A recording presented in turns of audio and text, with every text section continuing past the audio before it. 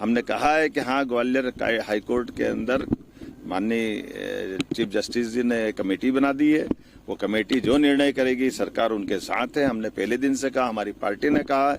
अम्बेडकर जी के लिए तो हम जो कर सकते थे। आप कांग्रेस अगर यहाँ ग्वालियर की बात करती तो कांग्रेस बताए कि महू के अंदर वो ग्वालियर हाईकोर्ट के परिसर में बाबा साहब डॉक्टर भीमराव अम्बेडकर जी की प्रतिमा लगाने के मामले को लेकर बड़ी जानकारी हम आपको बता रहे हैं। अब इस मामले में मध्य प्रदेश के मुख्यमंत्री मोहन यादव का भी बड़ा बयान सामने आया है। यह सबसे बड़ी अपडेट हम आपको बता रहे हैं। मोहन यादव ने साफ तरीके से कहा कि मध्य प्रदेश के माननीय चीफ जस्टिस ने कमेटी बना दी है। वो कमेटी जो भी फैसला लेगी उसके साथ सरकार खड़ी है। ये सबसे बड़ी अपडेट हम आपको बता रहे हैं। साथ ही कांग्रेस के ऊपर भी भड़कते हुए नजर आए मोहन यादव। ये बड़ी जानकारी हम आपके साथ मौजूद है। आपको बताएं तो कल कांग्रेस का बड़ा प्रदर्शन था। कांग्रेस के द्वारा यहाँ पर पूरे दिन उपवास है वो रखा गया था इस मामले के अंदर कि जल्द से जल्द ग्वालियर हाईकोर्ट के अंदर बाबा साहब की प्रतिमा लगाई जाए। ये सरकार से मांग है वो करते हुए नजर आ रहे थे। लगातार कांग्रेस पार्टी इस मामले को लेकर यहाँ पर बीजेपी को घेरते हुए नजर आ रही है। इसी को लेकर ही उन्होंने साफ तरीके से कहा कि कांग्रेस पार्टी अपने कार्य कारनामों को छुपाने की कोशिश कर रही है। उन्होंने कभी भी बाबा साहब का सम्मान नहीं किया। उन्होंने साफ तरीके से कहा कि मध्य प्रदेश के माननीय चीफ जस्टिस ने जो कमेटी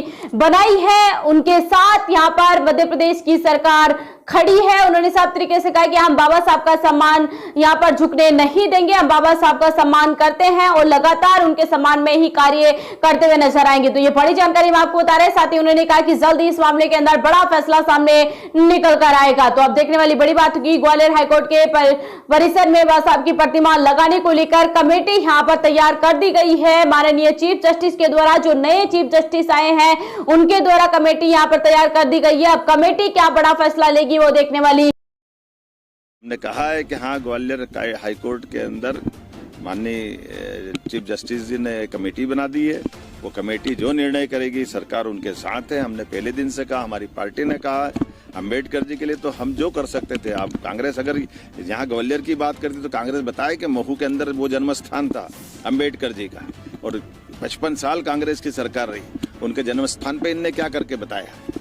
उनके जन्म स्थान को नकारने का काम किया। उनकी दीक्षा भूमि को बारे में चिंता नहीं की। और तो और अम्बेडकर जी का जब शरीर छूट गया तो शरीर छूटने के दिल्ली में छूटे हुए शरीर के बाद भी दाह संस्कार के लिए भी कांग्रेस ने तत्कालीन रूप से मना कर दिया।